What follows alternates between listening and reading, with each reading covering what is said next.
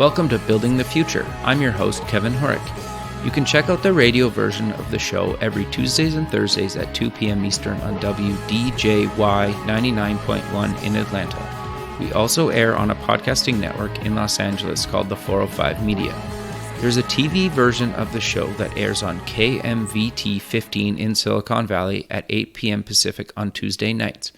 Both versions of the show air in other states. For these show times, plus past episodes, please visit the show's website at buildingthefutureshow.com.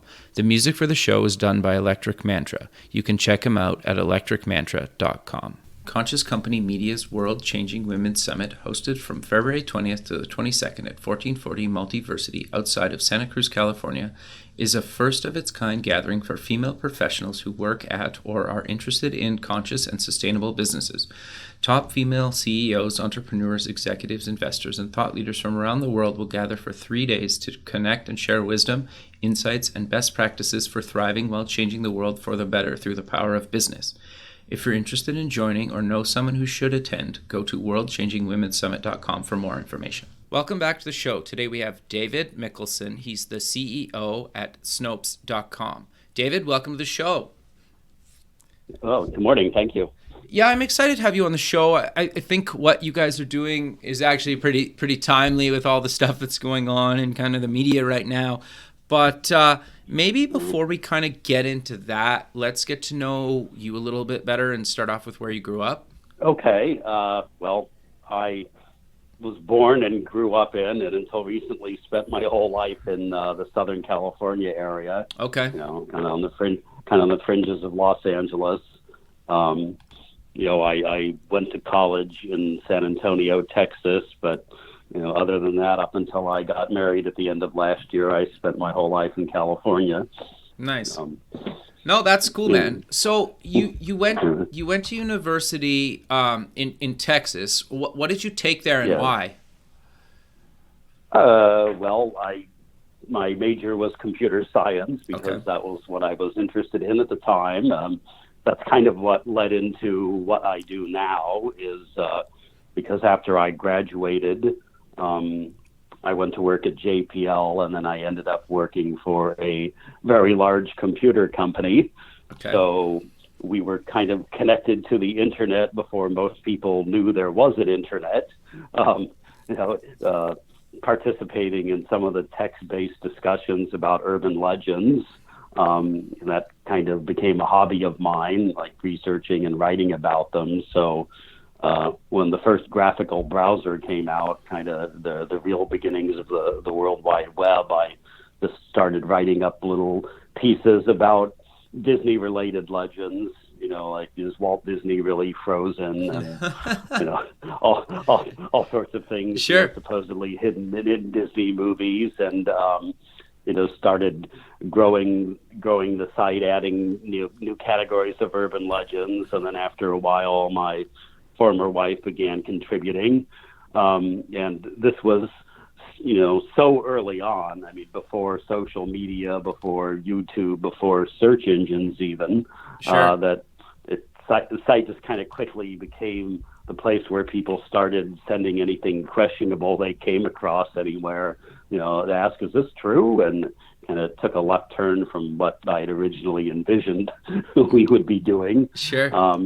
So given the current situation, I wish I could say that, yes, I had the foresight and vision to discern 20-something years ago that fact-checking would become a vitally important aspect of our national discourse in the future. But, sure, but not quite the way it played out. Well, but you were also like way before your time in a lot of cases, right? Like you were doing this stuff in the early 90s, and not saying it hasn't been a big thing up until kind of modern today, but it's been getting so much more publicity kind of in 2017 than I think in a lot of cases it probably ever has.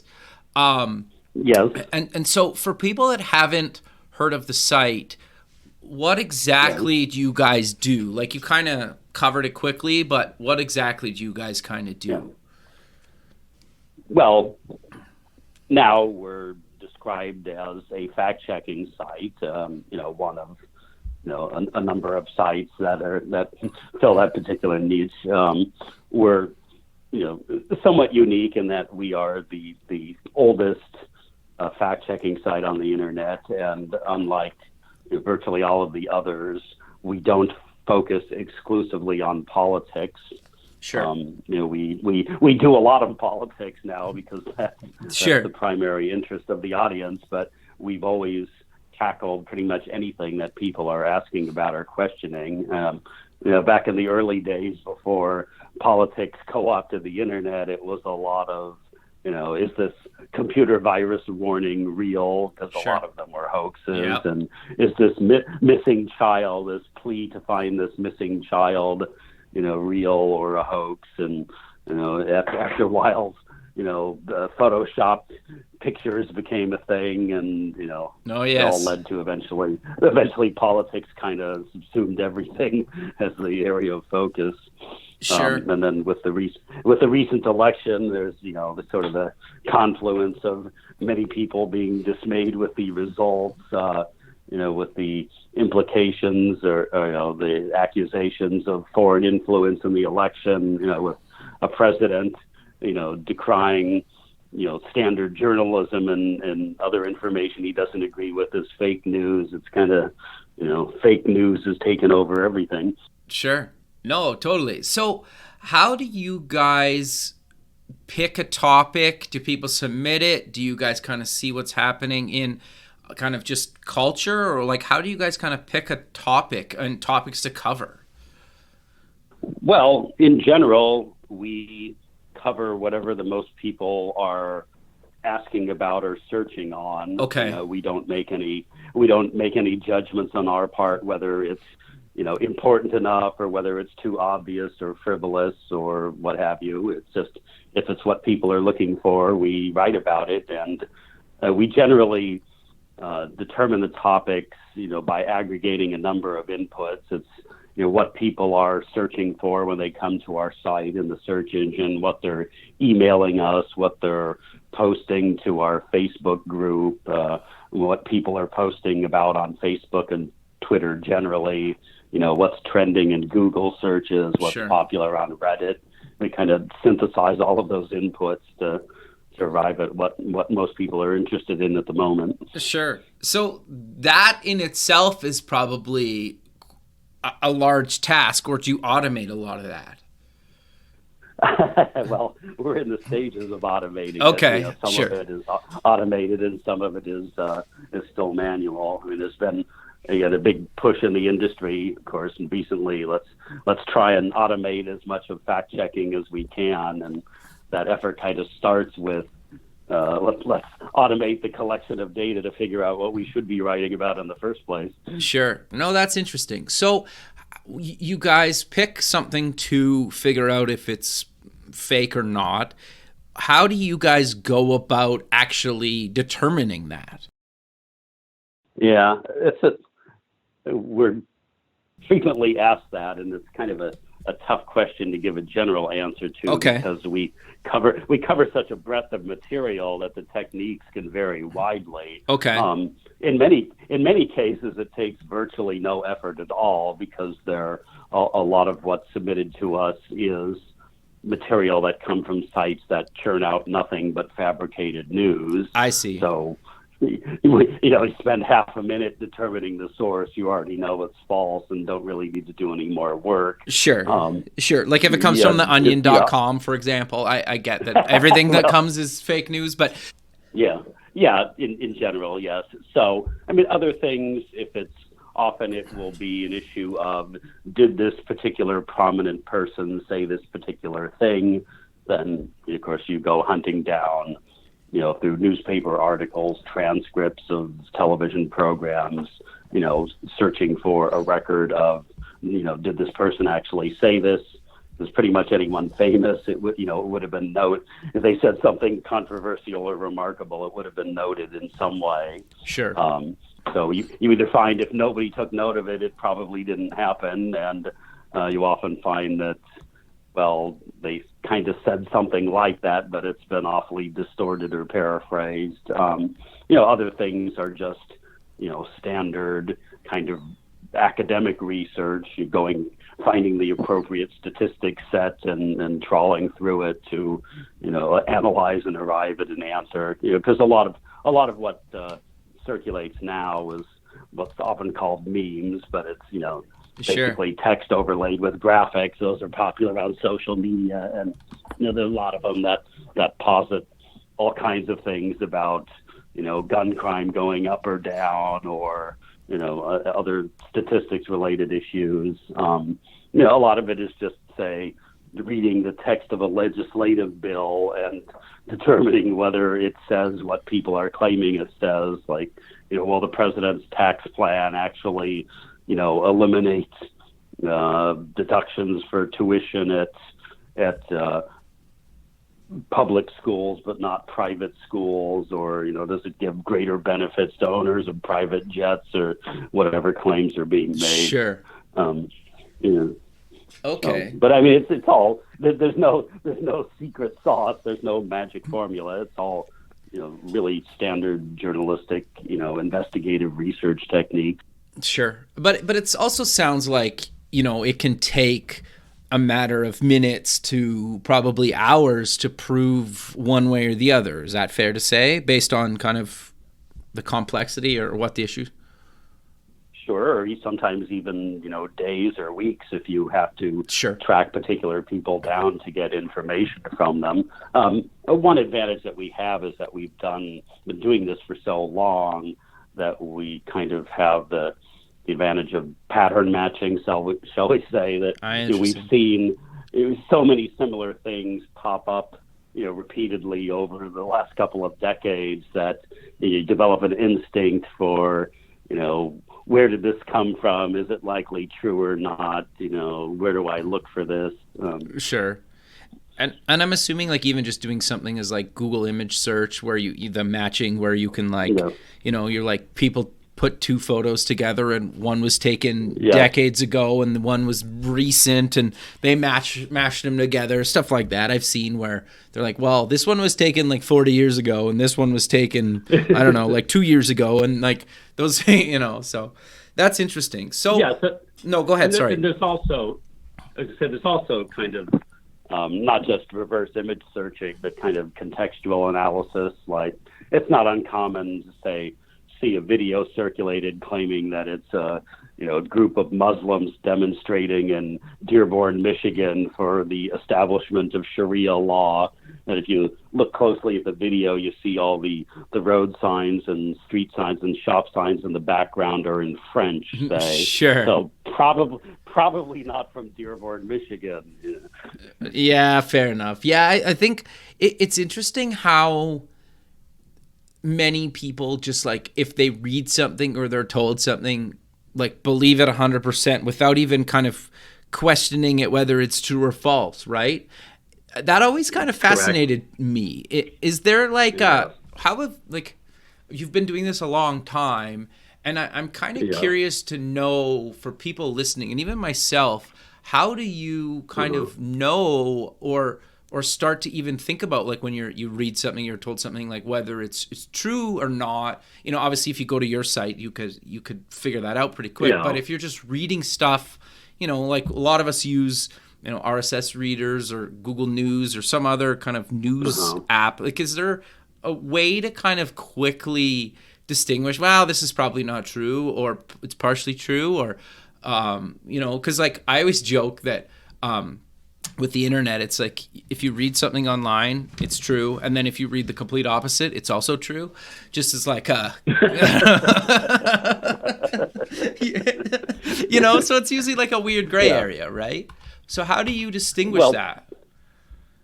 Well, part of it starts with just being familiar with the sources you're reading from. Okay. Knowing their proclivities and slants and things like that. Or at least doing some minimal checking if you're unfamiliar with the source. Then, at least we who do this for a living, you just kind of develop the instinct for reading.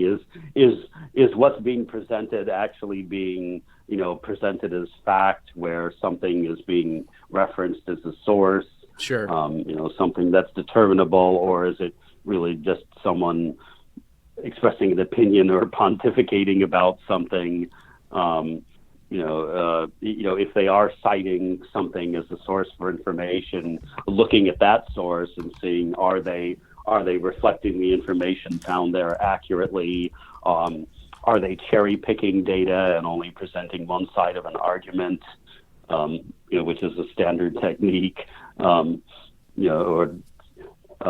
are they are they relying on primary sources? We often see on the internet these incredibly long chains where someone publishes an article, then someone else aggregates it, then someone else slightly rewrites it and publishes it, and then someone else copies that. I see.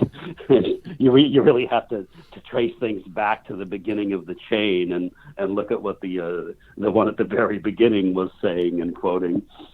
Sure. That's interesting, actually. I never really thought of it like that. But yeah, it makes total sense. Like, people repost or republish all the time, right? And you're right. They kind of put their angle on it, whether it's good or bad or other. It doesn't really matter. It's changing kind of the original kind of thing. That's interesting.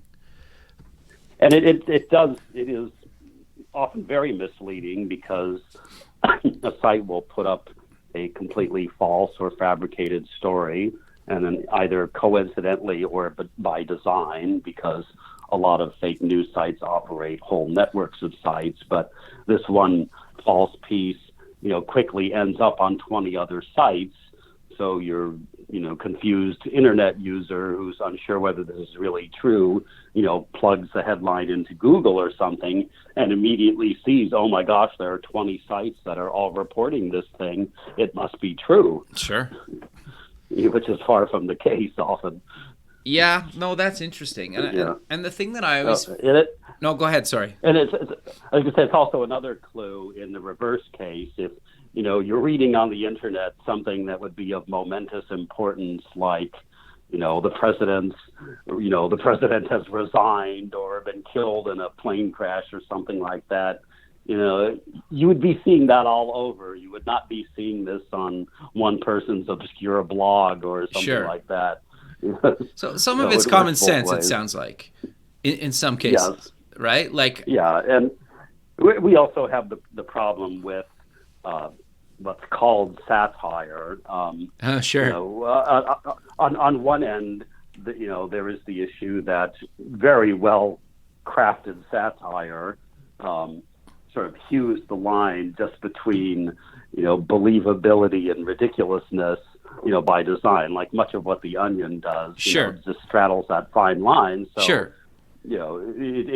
It's reasonable that people encountering it out of context might be confused as, is this a real news story or not? But the problem is that, first of all, very, very little satire on the internet is well written.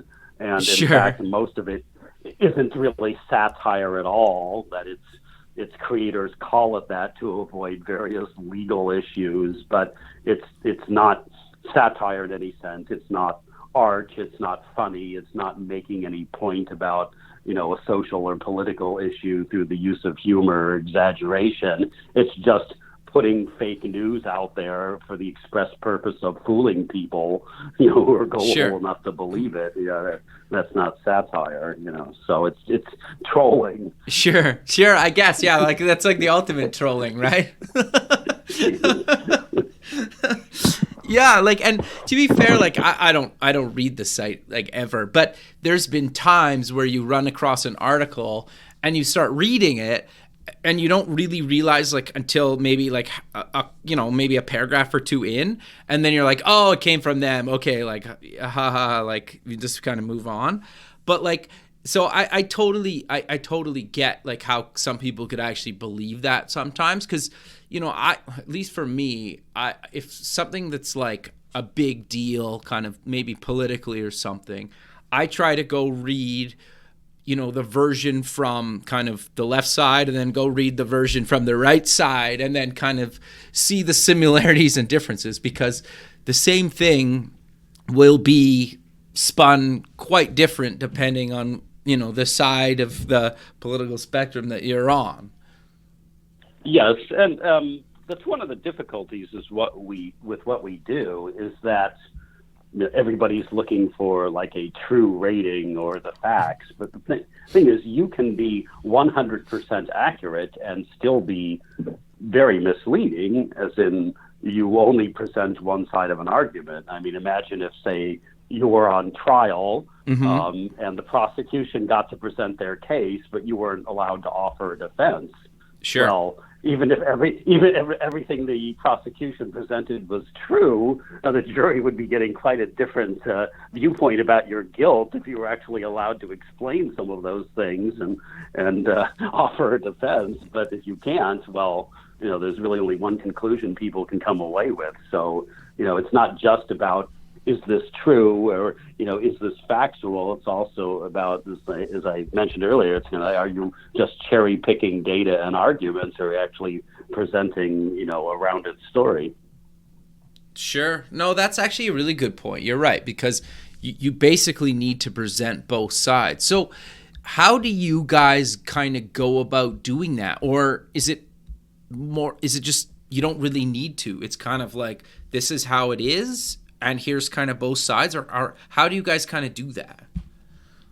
Well, it is, to some extent, it's kind of what you described, as if it's a, political issue. You can at first glance go through what people on both sides are saying about it, because, ideally you can find a source who's presenting all aspects of it, but lacking that, you can go to different, say, news outlets, and each of them may give you a piece of the story, and then you try to synthesize them into the whole.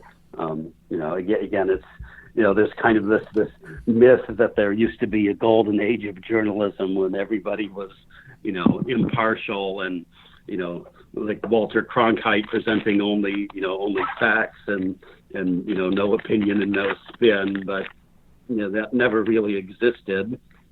And it's kind of exacerbated now by sort of like the rise of like cable television and other media, where we have what we call narrowcasting, where first of all you can kind of only be exposed to the kind of news that you're interested in. Sure. Whether it be Fox or MSNBC or something like that.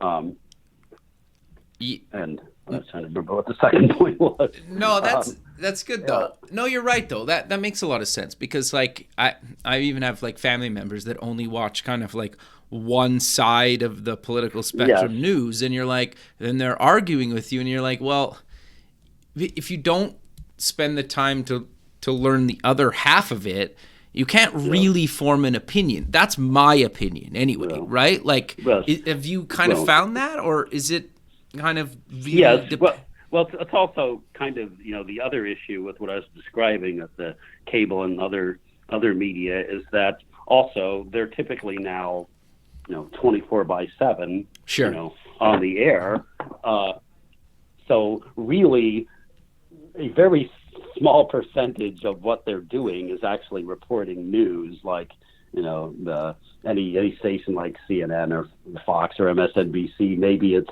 3% news, and the other 97% is people talking about the news, commenting on the news, pontificating on the news. Sure. which isn't really reporting. So it's kind of like, I often use the analogy, if you just wanted to do nothing but watch golf all day long, you probably could. Sure. And if there isn't a cable, there's probably one or more cable channels devoted to nothing but golf. And sure. If not, you can probably find enough sports channels to do it. But how do you convince somebody that watching nothing but golf is not good for them? Just like, how do you convince someone that getting all of your news from Fox or all of your news from MSNBC probably isn't a good idea? Well, yeah, no, fair enough. That's interesting, right? And I think like I try not to go like in a political space with the show, but I also wanted to have you on the show in the sense that just to get people thinking about this stuff, because it's such a big kind of hot topic in the industry, or even just kind of, and being somebody that kind of is in the media like yourself, where I talk to people all the time. You talk to people all the time. They have their opinions, good or bad. I agree with some of them. I don't agree with others. But it doesn't really matter, right? It's about kind of talking to people like yourself to get this stuff out there and kind of get people thinking about how to get kind of the truth out of their day-to-day kind of life, or truth, whatever I mean by in like quotes, right? Because it's different. But I've always kind of, I can, you know what I mean, right? Like it's hard to explain. Yeah. I could give you an amusing anecdote. All right. That kind of addresses that. Sure, I would love that. One of my hobbies in my increasingly vanishing free time was board gaming. Okay. So there was a member of my board gaming group in California who was about my age, a pediatrician, and he was telling me one day that his father, who was in his 80s, was becoming increasingly enmeshed in Fox News and kept sending him all these stories about, whatever calamitous thing was supposedly going on at the time, that, President Obama was a Muslim, or, sure, I remember all those, madrasa, or all those sorts of things. And so he would typically respond by sending his father, links to Snopes and saying, Dad, I don't think that's really true. Take a look at this. And so eventually he said his father responded and said, well, why should we trust them? You don't know what their agenda is. You don't know who they are. And so he wrote back and said, oh, actually, Dad, I do know who they are. I've been over to their house, and really, they're not very political. That's actually interesting. But it's kind of a standard, technique. Another difficulty we deal with, which is, kind of in law, there's like the maxim, if you can't pound the facts, pound the table. And so it's kind of in journalism, if you don't like what's being reported, try and discredit the source. Interesting. Yeah. Okay. That's interesting. Yeah. That's actually kind of an interesting way to put it, right? Like the whole space just kind of fascinates me. I think the thing that I find fascinating about it is just how people take such like just face value for anything, right? It's like, you can tell, like, even I just look sometimes even at like my immediate friend group, when you say something, like somebody says something and you watch across the room, like how many people are just like, oh yeah, that totally makes sense. And like, and I'm not even saying it's good or bad. It's just like, nobody even just like questions it sometimes. And it's just like, yeah, okay, that must be true. And you're like, well, just because somebody kind of said it doesn't necessarily mean it's like 100% true, or there's not like all the facts to it, right? And that's always kind of really fascinating me, just watching just like, a friend group, right? Or your friend group, and how many people kind of buy what that person just said to, like as gospel in some cases, or lack of a better term for that. That's always fascinating to me. And that's gotta fascinate you, because you basically made kind of a career out of proving things, right or wrong. Is that fair to say? Yeah. Of course, there's been a lot of academic study devoted to this subject recently. And one of the things that they've generally been finding is that, sort of political discourse is much more effective face to face, when people are actually talking to each other and, asked to explain or defend their views. It tends to be much more effective in perhaps persuading people to, take a different viewpoint. But of course, as you're kind of alluding, one of the disadvantages is in public, when you're listening to someone say something, nobody really wants to be confrontational, actually question, and imply that someone is wrong or misinformed, or just, deliberately, not telling the truth. So there's this, this kind of works both ways. But in general, I don't think our political discourse has been improved by its shifting to, digital technology, where we're arguing with words on a screen and not people. Yeah, that's fair. It's just interesting because I notice even on like social media, everybody kind of, well, not everybody, but a lot of people post like that they have this like perfect kind of life, good or bad, and that it's like, well, 5 minutes before that photo, your kid was melting down in the grocery store or whatever, and now 10 seconds later, you're posting this like, look at us as a happy family. It's like, I always found that kind of interesting. Well, it's also really changed in a lot of ways what is news. Sure. With the advent of the internet, because I like to offer, I mean, imagine, I don't know, 20, 30 years ago, you had a bad experience at a restaurant or a store or something. Sure. I mean, what could you do about it? Complain to the manager and your, friends and neighbors, and that, maybe write a letter to your local paper. That would pretty much be the end of it. Now, you post it on Facebook and millions of people see it, and 20 Sure. minutes later, it's a headline in the New York Daily News. Sure. Yeah, it's like everybody's a journalist now, right? Or like they just post to Twitter and then something goes viral and you're like, that's not even the case. Well, it's not even so much everybody's a journalist, but it's almost like there's no private outrage anymore. That every offense, every outrage is very public.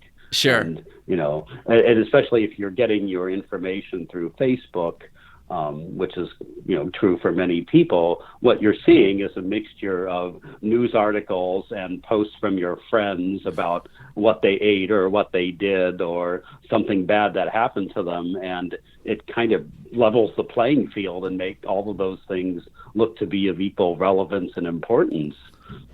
Yeah, that's fair. That's interesting, right? I think So, it's what we call the socialization of news, whereas before you got your news from gatekeepers, if we want to call them that. You Sure. were primarily getting your news from what one of three networks presented during an hour-long nightly broadcast. Now, to a large part, what news you see is determined by your friends and acquaintances, because it's what they're posting on Facebook, what they are liking, Sure. and therefore causing to show up in your news feed. Sure. Yeah, that's fair. And and I even know there's been times where like something's come up that I don't know anything about, and I don't really have a good example of it, but like say something happens in the world and somebody's talking about it somewhere, and then you're like, well, I don't know. Like, I'll look at that later. Like, I'll go do some research about that topic kind of like later that evening or the next day or something, and just be like, okay, like how much of that was like true or not true? And I always find it like fascinating because sometimes you're like, oh yeah, they were pretty like accurate, and other times you're like, that was like a 180. Yeah. So well, and it's also, again, just sort of naturally the case. People tend to trust information that comes from people they know, Sure. from their friends and relatives and acquaintances, than something just proffered by a complete stranger or something they just happen to come across. So, I mean, we used to get that all the time back in the early days when we were more covering urban legends. And, of course, urban legends are things that most people have heard, Sure. told to them by someone who's claiming that it actually happened to, their brother's friend's hairdresser's sister-in-law or something. But, Sure. we would often get angry responses saying, well, you said this is false, but, my father or my minister or my professor told me this, and he has no reason to lie. Interesting. Of course, there's a huge gulf between lying and just being, misinformed or, inaccurate.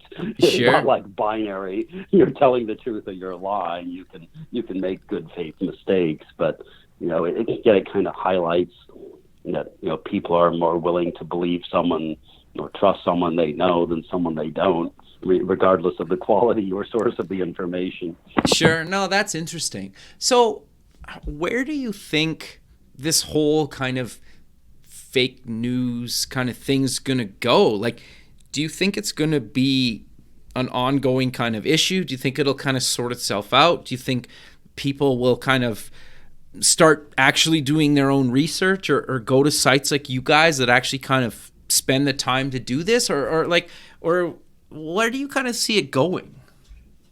Well, of course, the term fake news has now become so broad.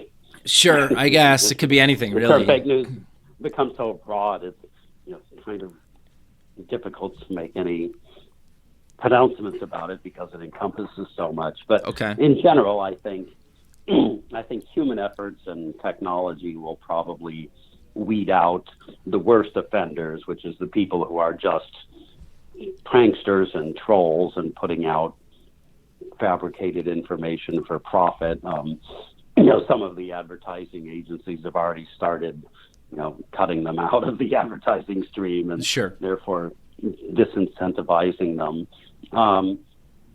Other stuff is more difficult because, what we want to call fake news is often a mixture of stuff that's true and false, or something that's highly exaggerated or hyper partisan or, one-sided. So you can't actually just filter it out on the premise that it's not true. It does require some actual analysis to let people know, well, this is very one-sided, it's cherry-picked, it's omitting key facts. It will probably be quite a while before technology can do that. Sure. Yeah. A lot of the efforts that have been undertaken so far in that sense tend to try and filter things out based on the domain they came from, like Sure. classifying sites as a whole as fake news, but that's problematic, as I said, because a lot of sites don't just do fake news. Some of them mix real and fake news to confuse efforts like that. Some of them aren't strictly false, as if they're sort of hyper partisan or slanted. Sure. And so you can't flag every single article that comes from one site as all Sure. being fake in many cases. So then we have to sort of dive deeper in machine learning and try and analyze individual articles.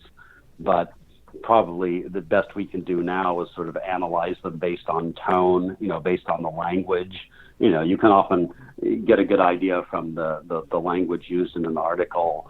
Is this a balanced article, or is it a sort of a politically extreme article? But even that is just another tool. It can't actually make the decision, is this true or not, or what's missing from it. So I always loathe to try and underestimate the advance of technology and artificial intelligence, seeing how much things have changed so unexpectedly in the course of my lifetime. But I think we're probably a good ways off from automating fact-checking from beginning to end, at least far enough off that I'll be retired by then and won't care Sure. about being out of a job. Yeah, no, fair enough. That's actually quite interesting, because I kind of agree with you. Like, I like the ability, like I like the convenience of kind of stuff that Apple and Google give kind of you on a daily basis. And it's also weird to let those companies kind of decide based on who they think you are, through artificial intelligence and machine learning, what you kind of want next and what you kind of believe and what's kind of truthful to you, right? It's kind of a weird thing, because like for me, I prefer Android over iOS, and the only reason I say that is because like I basically use Google services even on iOS, so they basically know the most about me out of any kind of company online, and for me, I kind of think there's some I like the convenience of that, but I also kind of understand that there's been kind of stuff in the media lately where certain sites are either showing fake stuff or helped with the election, or I don't you know what I'm talking about, like where it's kind of interesting that stuff could potentially just come to me, and if I'm not paying attention or kind of doing my own research outside of those kind of frameworks, I might get kind of duped as well, I guess.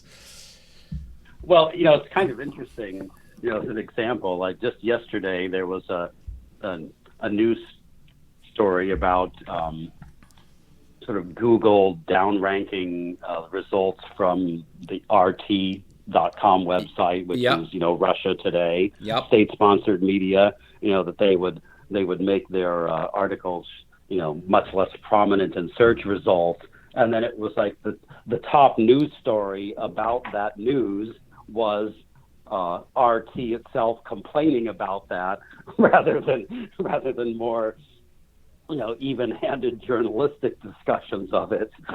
So pretty amusing that we've downgraded this source, and now the primary news source we're displaying about it is the people we just downranked complaining about it. So yeah, that's interesting. I actually saw that. I was like, what? But yeah, but I guess I'm just kind of fascinated by how this whole thing kind of plays out, and it'll continuously play out for everybody's lifetime, right? Like, I'm just so kind of fascinated to see kind of how machine learning and artificial intelligence kind of takes it, I guess. So yes, as I said, I try not to underestimate it, because sure, there's been a whole lot has happened that I never anticipated. So I can't never fall into the trap of thinking things are going to stay the same for very long. Sure. So we're coming to the end of the show. So let's close with mentioning where people can get more information about you and Snopes Online. More information about us. Well, certainly can go to the site and read information about us. We're always happy to answer any questions or anything like that. There's still this unfortunate, pervasive idea out there that Snopes is like two people in their basement with a couple of cats, which is not true. I think our staff at the moment, I think, is 17 people. Oh wow! So yeah, we don't have. On the other extreme, there's people who think we have huge buildings full of researchers all over the world, which is not true either. The staff 17. We're not really centrally located anywhere. We don't have a central office. Generally, people work from wherever they live, which is at this point across the country. I mean, sure. Which actually probably is better, right? In some cases, to look into certain things. It is. I mean, it's also more difficult. Sure, yeah. There's pros and cons. It's much harder to arrange face-to-face, sure, collaboration. But we have, several people in California. I'm in Tacoma when I'm not on the road, which is most of the time. And right. We have people in New York and Chicago and DC. So we're kind of spread out. That's great. There were, and to be fair, as I said, we're not the only entry in this pitch. I mean, there's, like say PolitiFact and FactCheck are both, fact-checking sites that focus exclusively on politics, and right. Many the news the traditional media have started fact-checking arms like the Washington Post and the BBC and other newspapers and news organizations. So there's a lot out there. So, I always advocate you don't have to take everything we tell you as gospel. You can check what other fact checkers are reporting as well. Sure. But I also think that's important to say, right? Because, just in the sense that of kind of what we've been talking about this whole time, like you kind of need to form your own opinions and do your own kind of research on kind of other people's research, for the lack of a better term for it. It's kind of in a sense we're combating the same thing that we're doing, which is interesting. We create a resource for people to go to get information and find out what's true and what's not true. But kind of our underlying message is you shouldn't trust any one source as the ultimate authority. You should be using multiple sources and look up things on your own. So, in some sense, it's kind of cross purposes. But I said we don't try to be or present ourselves as the only or ultimate source of information. We're one of many resources for people to use. Sure. I think that's great. And just kind of for people that want to check out the site, it's snopes.com. Just so people have the URL. That's correct. Well, David, again, I really appreciate you taking the time in your day to be on the show, and I look forward to keeping in touch with you, and have a good rest of your day. Okay, thank you. You too. Thanks, man. We'll talk soon. Hey, bye. Okay, bye-bye. Thanks for listening. Please visit the show's website at buildingthefutureshow.com. Also check us out on Facebook at Building the Future Show, and follow us on Twitter at Building Show. The music for the show is done by Electric Mantra. You can check him out at electricmantra.com and keep building the future.